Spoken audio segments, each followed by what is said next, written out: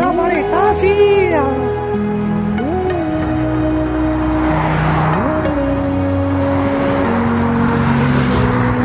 တလားလုံးမွေးချိုင်းနေတာပဲဘရောင်းပန်းနေကိုယ်တို့ဈေးပြမှာဘရောင်းပန်းနေအနှံ့လို့